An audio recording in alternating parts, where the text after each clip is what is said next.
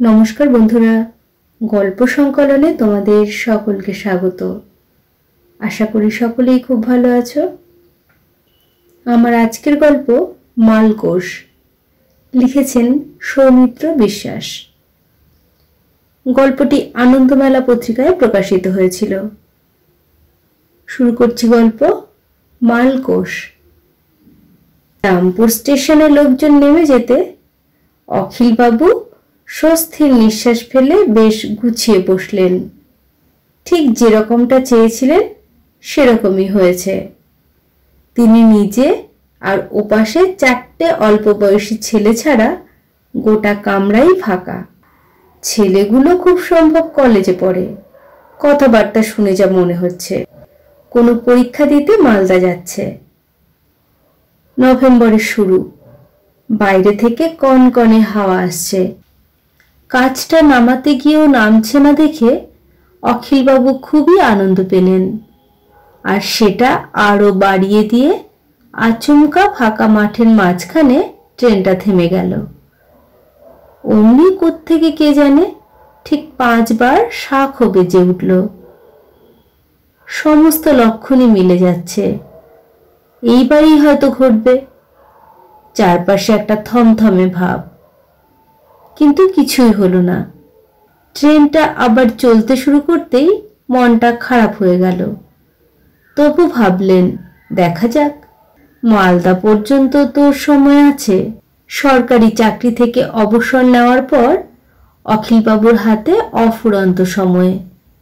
বিয়ে থা করেননি, আত্মীয় স্বজনের সঙ্গে নিজেই যোগাযোগ রাখেননি, বন্ধু বান্ধবও কেউ নেই। চেতলার ফ্ল্যাটে একাই থাকেন আর নিজের শখের চর্চা করেন। সেটা একটু অদ্ভুত ধরনের।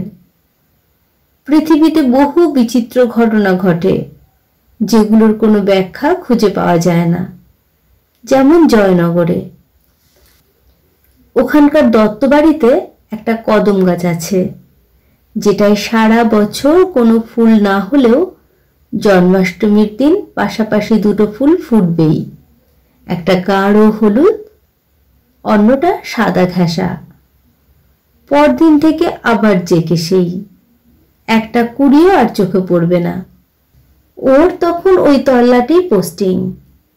টানা 2 বছর গাছটাকে নজরে রেখে শেষে বুঝলেন সত্যি। এরকম প্রায় 100 কাহিনী 10খানা বাঁধানো ডায়েরিতে লেখা আছে। এগুলো নিয়েই সময় কেটে যায়। একটা কাজের মেয়ে বাজার আর রান্না করে দিয়ে যায়। অখিলবাবু সারাদিন শুধু কোন কাগজে কোন পত্রিকায় কি অদ্ভুত ঘটনা বেরিয়েছে খুঁজে খুঁজে দেখেন। আর মাঝে মাঝে রাস্তায় হাঁটতে বেরোন। যেখানেই দেখেন একটু ভিড় বা অনেকের জমায়েত, সেখানেই গিয়ে কান খাড়া করে রাখেন। বলা তো যায় না, কারো মুখ থেকে হয়তো কিছু বেরিয়ে এলো। একটা চায়ের দোকানের আড্ডা থেকে খবর পেয়েই তো প্রান্তিক স্টেশনের কাছে সেই দোতলা বাড়িটা দেখতে গিয়েছিলেন। অদ্ভুত ব্যাপার সত্যি। রাত 9টার সময় ফাঁকা ছাদে ঝটপট শব্দ হলো, ঠিক যেন অনেকগুলো পায়রা একসঙ্গে উড়ে গেল। অথচ কোথাও কিছু দেখা গেল না। আশ্চর্য নয়? আর যেসব জায়গায় যেতে পারেন না, সেই খবরগুলো কেটে ডায়েরিতে সেটে রাখেন। যেমন ইন্দোনেশিয়ার একটা ছেলে দুর্ঘটনায় গুরুতর চোট পেয়েছিল। সেরে ওঠার পর দেখা গেল তার বিভিন্ন গাঁট থেকে ডালপালার মতো বেরোচ্ছে, ঠিক যেন একটা চলমান গাছ। তার নিচে অখিল লিখে রেখেছেন। হয়তো এই জন্যই বলা হয়, মাথায় মাথা ঠুকে গেলে শিং বেরোবে। তিনি দেখলেন একটা ছেলে ওদিকের কাজটা নামানোর চেষ্টা করে হাল ছেড়ে দিল। কাজটা নামছে না কেন বলতো? আমার কিন্তু কি রকম একটা লাগছে। মনে মনে হাসলেন অখিলবাবু। লাগাই উচিত। আজকে তো কার্তিক মাসের কৃষ্ণ নবমী। এই দিনের গোলমেলে ব্যাপারটা দেখার জন্যই তো বালুরঘাট থেকে বিকেলের ট্রেনে তিনি মালদা চলেছেন। ছাড় তো, সবটাই মনের ভুল। ভৌতিক ব্যাপার বলে কিছু হয় না। আর একটা ছেলে বলল, যা শোনা যায় সবই আজগুবি। তোমার মুন্ডু, মনে মনে অখিলবাবু বললেন। ফাঁকা মাঠে ট্রেন দাঁড়িয়ে পড়া, অলক্ষ্য থেকে শাক বাজা, এসবই বুঝি আজগুবি? এবারেই তো মাঠের মাঝখানে এমন সব লোকজনকে দেখা যাবে যাদের ওই সময় ওখানে থাকার কথাই নয়। তারপরে চলন্ত ট্রেনে একটা লোক এসে উঠবে এবং চলন্ত ট্রেন থেকেই নেমে যাবে। তারপরে অন্য একটা স্টেশন থেকে আবার সেই লোকটাই এসে উঠবে। সেটা দেখবেন বলেই তিনি বাজি মিলিয়ে এসে এই ট্রেনে উঠেছেন। ওকে সমর্থন করেই যেন প্রথম ছেলেটা বলল, যদি আজগুবি হবে তাহলে কল্যাণ স্যারের কেসটা কি? উনি নিজের চোখেই দেখেছেন যে আলের ওপর দাঁড়িয়ে ওর সেজ কাকা হাত নাড়ছে, অথচ সেই কাকা সিঙ্গাপুরে থাকে। কি ব্যাখ্যা আছে? স্যার ভুল দেখেছিলেন। ভুল দেখেছিলেন? প্রথম জনের গলায় চ্যালেঞ্জ। হ্যাঁ, ভুল দেখেছিলেন। মাঠের উপরে কে না কে ছিল, আর উনি ধরে নিলেন যে ওই ওর কাকা। এই ট্রেনটা নিয়ে এত গল্প ছড়িয়েছে যে সবাই ভাবে কিছু না কিছু দেখেছে। আসলে সবটাই মনের ভুল। তাই? আর একটা ছেলে বলল, তাহলে ঝুলনের ব্যাপারটা? সেও ভুল দেখেছে। ভুল দেখেছে? বাকি তিনজন মারমুখী হয়ে উঠল। ওর বউ আর ছেলে দিব্যি মালঞ্চ স্টেশন থেকে উঠল। ছেলে বায়না ধরল যে চকলেট কিনে দিতে হবে, অথচ তারা সেই সময় মাল দেয়। তাহলে অখিলবাবুরও মনে হলো ছেলেটাকে দুঘা দেওয়া দরকার। সবকিছুকেই এরকম তুচ্ছ তাচ্ছিল্য করে উড়িয়ে দেওয়া, এ আবার কি? সেদিনের ছেলে, তুই প্রকৃতির রহস্য জেনে বসে আছিস? একটা কথা বোঝার চেষ্টা কর, সবটাই দাঁড়িয়ে রয়েছে কতগুলো আজগুবি গল্পের উপর। দু চারটে শুনে লোকে ভাবতে শুরু করেছে যে সবই সত্যি। সেই তর্কবাগীশ ছেলেটা বলল, মরা মানুষ হলেও কথা ছিল, জ্যান্ত মানুষ এসে দেখা দিচ্ছে এটা অসম্ভব। অখিলবাবুর মনটা খারাপ হয়ে গেল।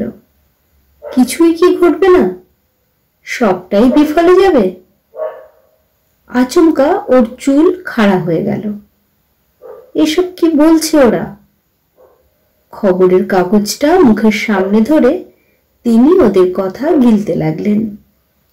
রাত্রিরে নির্জন জায়গায় মালকোষ রাগ গাইলে নাকি বিদেহী আত্মা টাত্মা নেমে আসে। সারা জীবন এত বিচিত্র জিনিস ঘাঁটলেন, অথচ এটা কখনো শোনেননি তো। আমার দাদু নিজে দেখেছে, একটা ছেলে বলল। দাদু তো যাত্রা দলে বাঁশি বাজাতো। বলতো যে একটু বেশি রাত্রিরে দাওয়ায় বসে নিজের মনেই বাজাতে বাজাতে মনে হতো উঠোনে আরো কেউ আছে। দেখতে না পেলেও উপস্থিতিটা অনুভব করতে পারত। অখিলবাবুর আফসোস হলো, কেন যে গান বাজনার লাইনে গেলেন না। জীবনে তো নিজে থেকে গান টান শোনেননি। আশপাশ থেকে যেটুকু কানে এসেছে শোনা বলতে ওইটুকুই। খুবই ভুল হয়ে গিয়েছে।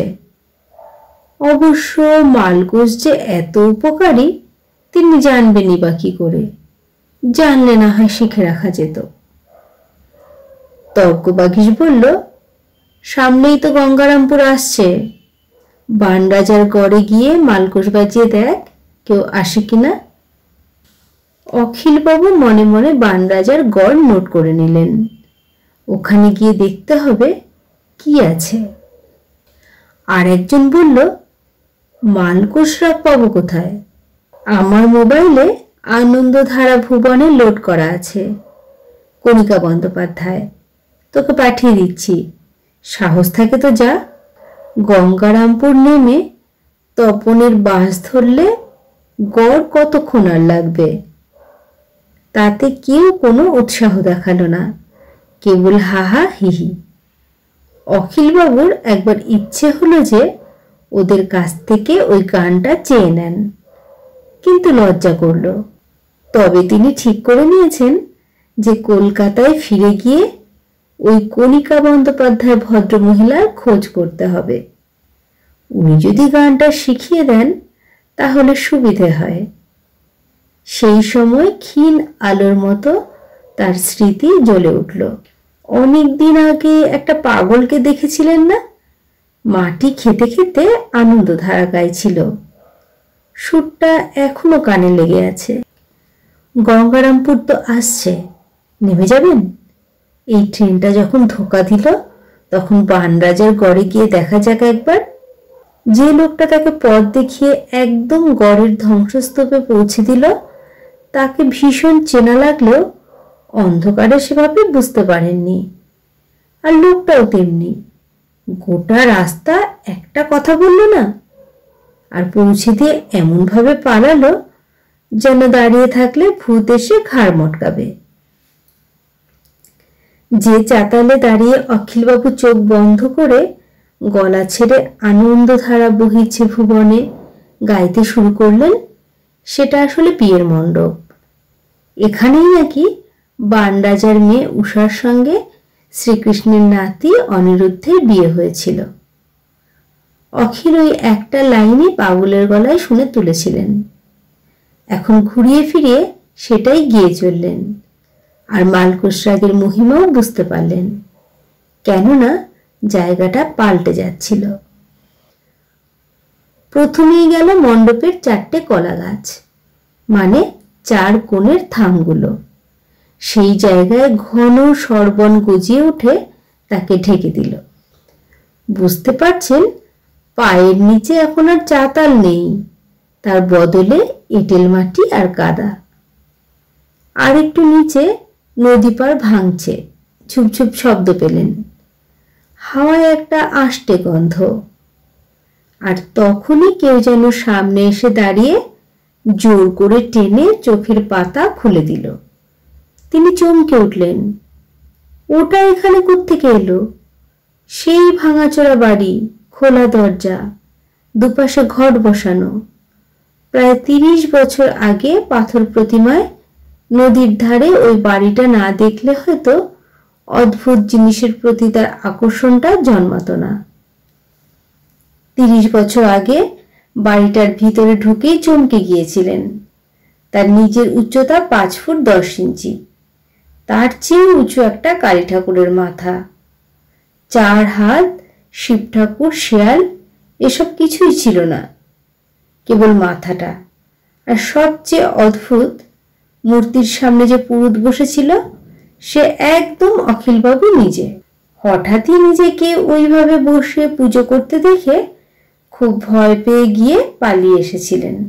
আর শুনতে পেয়েছিলেন পিছন থেকে সেই পুরুত হাসতে হাসতে বলছে, কোথায় পালাবি, আবার এখানে ফিরে আসতে হবে। নিজের কাছ থেকে কেউ পালাতে পারে না। তিনি কান্না দিয়ে হন হন করে সেই জায়গা ত্যাগ করেছিলেন। কিন্তু কৌতূহল যাবে কোথায়? একটু পরে অফিসের আরো কয়েকজনকে ডেকে নিয়ে গিয়েও সেই বাড়িটা আর খুঁজে পাননি। এমনকি স্থানীয় লোকজনও বলছিল ওরকম কোনো বাড়ি তো নদীর ধারে নেই। সেদিন যেরকম ভয় পেয়েছিলেন আজও সেই রকম ভয় পেলেন। আর সেই মুহূর্তে বুঝতে পারলেন ওই যে লোকটা ওকে এখানে পৌঁছে দিয়ে গিয়েছে সেও তো অন্য কেউ নয়, সেই পুরুতটা বা তিনি নিজেই। তাই এত চেনা ঠেকছিল। নিজেই নিজেকে পৌঁছে দিলেন, অথবা আবার ফিরে গেলেন সেখানে যেখান থেকে 30 বছর আগে যাত্রা শুরু করেছিলেন।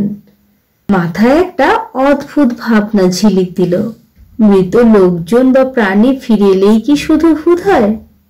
এই যে বহুদিনের পুরনো একটা পরিবেশ ফিরে এসেছে, সেটাও কি তাহলে ভূত নয়? তার মানে এইবারে তিনি সত্যি ভূতের খপ্পরে পড়েছেন। কিন্তু তার একটুও ভয় করল না। মন্ত্রমুগ্ধের মতো তিনি দরজার দিকে এগিয়ে গেলেন। ভিতরে কি দেখবেন বা কাকে দেখবেন তিনি জানেন। তারপর কি ঘটবে তাও তো জানাই আছে। কিন্তু সত্যিই কি ঘটবে? ওর চেতলার ফ্ল্যাটটা বন্ধই পড়ে রইল।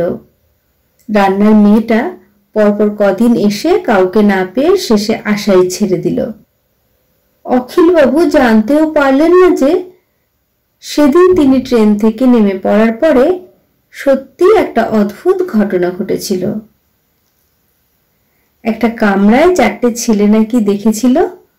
ওদের উল্টো দিকে কাগজে মুখ গোজায় যে বয়স্ক ভদ্রলোক বসেছিলেন, গঙ্গারামপুরের একটু আগে চলন্ত ট্রেন থেকে তিনি আচমকা অদৃশ্য হয়ে গেলেন। আর তপনের একজন লোক একজন বয়স্ক ভদ্রলোককে গড় পর্যন্ত পৌঁছে দিতে গিয়ে খুব ভয় পেয়েছিল, কেননা সেই ভদ্রলোককে নাকি অবিকল তার নিজের মতো দেখতে। শেষ হলো গল্প মালকোষ। গল্প পাঠ ভালো লেগে থাকলে চ্যানেলটিকে একটি লাইক করো, সাবস্ক্রাইব করে পাশে থেকো। সকলেই সুস্থ থেকো, ভালো থেকো। অনেক ধন্যবাদ।